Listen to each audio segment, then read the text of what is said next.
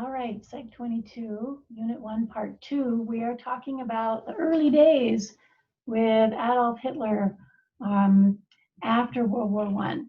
Right, so he became this leader of this little group of disgruntled ex-soldiers. There were many such little groups kicking around Germany at that time. He changed the name of the group to the National Socialist German Workers' Party, called for short the Nazi Party, or the NSDAP. By the end of 1920, the Nazi Party had about 3,000 members. And a year later, he officially became its leader. German for leader is Führer, which was a title that he kept and liked and used for the rest of his life. Führer, the leader. So 1923, Adolf Hitler tries to overthrow the local authorities of Munich. So he and his little group come up with a plan where they're going to overthrow the local government. It's known as the beer hall putsch because they met in a beer hall to kind of come up with this plan. It failed miserably. The beer hall putsch ended with some people being hurt, one person dying, and the Nazi Party seemed doomed to fail at this point. Its leaders were jailed, including Hitler. He went to prison for attempting to overthrow the government in Munich, and he was charged with high treason. The penalty for treason is often, depending on the place, but often death, right? He's in prison charged with treason, 1923. However, he used the courtroom at his public trial as a propaganda platform, and he would rant for hours against the Weimar government. He would deliver these impassioned, charismatic speeches, and the judge kind of let him do it. And by the end of the 24-day trial, Hitler had actually gained support for his courage to act. He was seen as a kind of scrappy underdog for the people. The right-wing presiding judges sympathized with him, and they sentenced him to only 5 years in prison with eligibility for early parole. So there he is looking wistfully out a prison window during his sentence. He was released from prison after less than a year. The other Nazi leaders were also given light sentences as well. Moving along. While in prison, Hitler wrote volume 1 of his book called Mein Kampf, which means My Struggle, published in 1925. And this work detailed his radical ideas about German nationalism, anti-Semitism, and anti-Bolshevism. Bolshevism referring to communism. The Bolsheviks were the communists in Russia who had kind of overturned the government.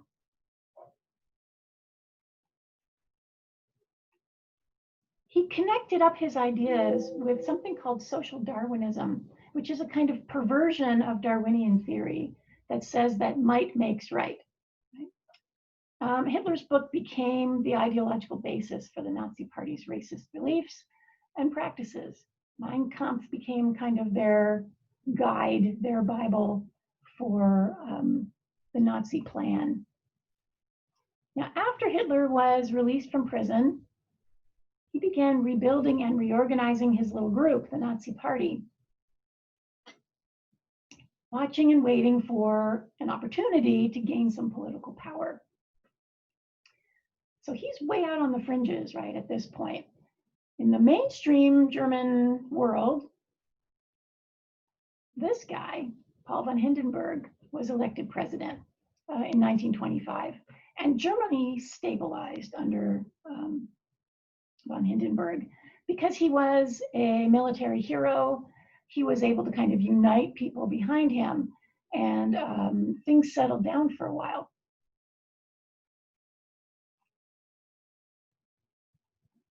Meanwhile, Hitler was skillfully maneuvering through Nazi Party politics. He emerged ultimately as the sole leader of the party.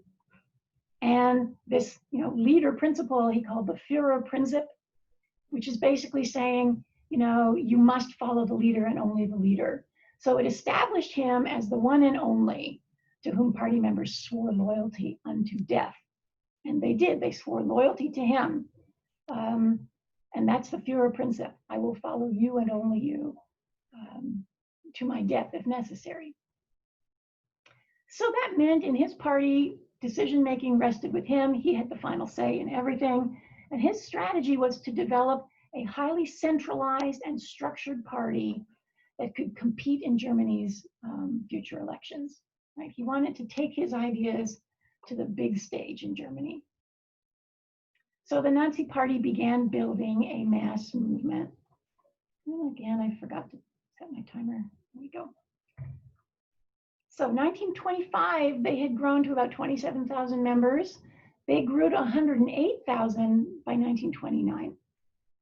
Now, the SA, also known as the Stormtroopers or the Brown Shirts, they were the military unit of the party. They were a propaganda branch that became known for their strong arm tactics of street brawling and terror. They were kind of the muscle, right? And so they wore brown shirts. That's why they were called the Brown Shirts or the Stormtroopers. And so they would, they would go out and knock heads at Nazi events and stuff. Hitler liked wearing the brown shirt uniform, so you will often see pictures of him wearing that. So you had the SA, the Stormtroopers, and then there was the SS, the Schutzstaffel, or Protection Squadron. This was established as an elite group with special duties within the SA, but it remained inconsequential until this guy became its leader. That's Heinrich Himmler in 1929. And then it started to kind of gain power. By the late 1920s, the Nazi Party had started other auxiliary groups. So they were reaching out into different areas of the community. They had the Hitler Youth, they had the Student League, they had the Pupils League, all of these open to young Germans, right, as a way to kind of bring new blood, new bodies into the movement. There's a poster, right, for the Hitler Youth.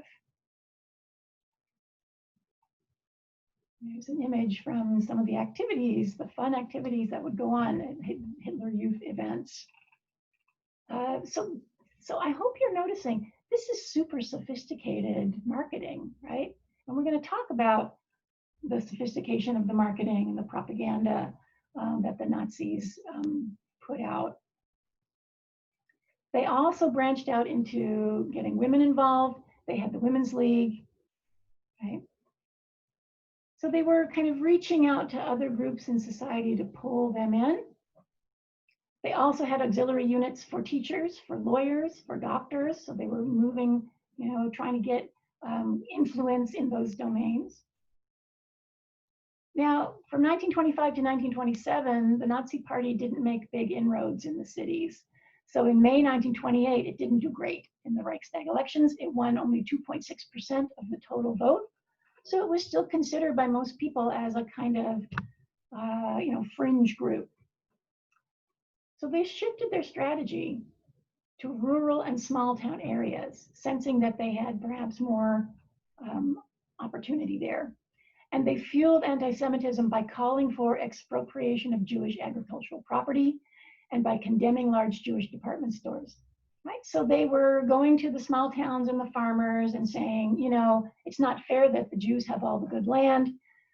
It's not fair that the Jews are getting rich on land that should be in real German hands. They kind of stirred the pot that way, and they got support from a lot of folks in the rural areas. Right? So here's a propaganda poster kind of directed towards that group. Clear the fields, peasants vote for Hitler, right? Clear the fields. Get rid of the scapegoated, in this case, Jews. So party propaganda also proved effective at winning over university students, veterans organizations, professional groups, although the party became increasingly identified with young men of the lower middle classes. It was a popular kind of draw for young men who were having trouble getting their lives going. The economy was, as we will see, problematic. So without jobs, without a military to go into, it was a popular draw. So we see pictures, again, this is powerful propaganda depicting the sort of beautiful, blonde-haired, well-built, true German, right? This is what the Volk are. Okay? These beautiful people who make up the backbone of Germany, right? It's all about family. It's all about wholesomeness, right? You might be wondering where these posters, would reach people. They obviously did not have the internet. They didn't have Facebook. They didn't have TikTok, right, or anything like that. But they had, town centers and city centers, and they would, post these posters all over the place. Okay, 1929, the Great Depression hits, and it brings worldwide consequences. So the Great Depression didn't just hit the United States. There was a worldwide effect here. The Weimar democracy proved unable to cope with the national despair as unemployment doubled from 3 million to 6 million to 1 in 3 people by 1932. So you see pictures of people lining up at the bank trying to get their money out. Runaway inflation made Deutschmarks, German dollars, virtually worthless. You see kids here playing with them like they were building blocks, big bricks of money that were basically not worth the paper they were printed on. Times got really tough. The German population suffered terribly after the Great Depression. I mean, during the Great Depression, after the stock market fell. And so you had people, kids starving in the streets, right? The government at the time was the so-called Great Coalition government, which was a fragile combination of left-wing and right-wing parties that had sort of tentatively agreed to cooperate. That collapsed. They were arguing about the rising costs of unemployment benefits, what to do with the starving people in the streets, what to do with the fact that their money was now basically worthless, right? That's Deutschmarks that they're sweeping up. So Reich President Paul von Hindenburg, there he is there, his advisors persuaded him to invoke the Constitution's emergency presidential powers. And these powers allowed the president to restore law and order in a crisis, right? So he did that, and he created a new government made up of a chancellor and some cabinet ministers who would rule by emergency decrees instead of by laws passed by the Reichstag. And so began the end of the democracy, right? The demise of the Weimar democracy. So the first chancellor he put in place was a guy named Heinrich Brüning. He was unable to unify the government. He couldn't get cooperation. And in September 1930, there were more elections. And this time, the Nazi Party won an important victory. Now they were up to 18.3% of the vote, which made it the second largest party in the Reichstag. 1932, Hindenburg's term as president was ending in the spring of 1932. He was an old man. He was 84 years old. He was tired. He was reluctant to run again, but he knew that if he didn't, Hitler would win. And he didn't trust Hitler. So he ran again, and he won. But this time, 1932, Hitler received 37% of the vote. The Nazi Party received 37% of the vote. There is Hitler making a speech on the political campaign trail. Germany's government was still on the brink of collapse. The SA brown shirts now numbered at about 400,000 people, and they were part of daily street violence. So the Nazi Party kind of had their own little army, right? They had the SA, and the SA would go out and knock heads on the streets. The economy was still in crisis. In the election of 1932, the Nazis win 37% of the seats, thanks to this massive propaganda campaign. And they are now the biggest single party, right? So here are, some of the propaganda posters. It says, "Our last hope, Hitler. Workers of the mind and hand, vote for the front soldier, Hitler," right? So the common people who are struggling, I'm your guy, right? The blue collar workers, I'm your guy. The miners, I'm your guy. We are for Adolf Hitler. Right? Work, freedom, and bread, this says. Right? This is probably meant to depict like an ex-soldier. Right? And then this tantalizing poster, which simply said Hitler. Right? Didn't say what party. So this was a very sophisticated piece of propaganda, right? It's very modern looking, right down to the lowercase I mixed in with a bunch of uppercase letters. It's startling. And it basically is saying, you know who this guy is. We don't need to tell you more about him. You know who he is. There's face recognition here. There's brand recognition here. So based on the election results, Hitler should have been appointed chancellor. But Hindenburg was reluctant. He didn't like Hitler. So instead, he appointed this guy, Franz von Papen. But Franz von Papen was unable to govern because he didn't have a majority in the Reichstag. So he couldn't do it. So Hindenburg tries somebody else, General Kurt von Schleicher. But the general was also unable to pull together a coalition and control the Reichstag. So von Papen, who'd had a try but failed, was anxious to try again. And he came to von Hindenburg with a plan. He said, let's make Hitler the chancellor, but I will be vice chancellor. And the moderate parties will hold all but 3 government seats. So only 3 government seats go to the Nazis. And one of these would be Hitler's seat as chancellor.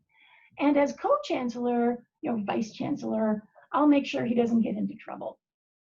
So this is the plan that von Papen presented von Hindenburg with. And he said, okay, he wanted to create a stable government. He tried a bunch of other things. Ultimately, he conceded and said, all right, Hitler is chancellor. January 30th, 1933. You can see he doesn't look too happy about it. And Hitler already had a clear reputation as a radical. Here's a 1933 Punch cartoon. This is a British magazine cartoon. And you can see Hitler sitting on the shoulders of von Hindenburg and von Papen, right? Kind of struggling to become the top dog. So Hitler is now Chancellor of Germany. And with his ascendancy, the Nazi Party consolidated its power pretty quickly. Hitler managed to maintain a posture of legality throughout this breathtaking Nazification process that he undertook. So domestically, during the next 6 years, he completely transformed Germany into a police state. They steadily began rearmament of their military, which was in violation of the Treaty of Versailles, but he didn't seem to care about that. So he rebuilt up the military. Internationally, he engaged in a diplomatic revolution by skillfully negotiating with other European countries and publicly expressing his desire for peace. So he was making all the right noises to the other leaders in Europe. Right, here he is with British Prime Minister Neville Chamberlain, 1938, shaking hands, right? Everything is seemingly very diplomatic and legal. Starting in 1938, Hitler begins his aggressive quest for Lebensraum, which means living space. He basically said, Germans need more room. We need more land, right? For farming, for cities, for everything. We need more living space. Now, Britain, France, and Russia did not want to enter into war. Everybody was exhausted from World War I. And their collective diplomatic stance was, okay, let's try to appease Germany. Let's try to appease this bully. And so that's how, without engaging in war, Germany was able to annex Austria and carve up Czechoslovakia. Okay, so I think I'm going to pause there and we'll pick this up in the next piece. So join me there, won't you?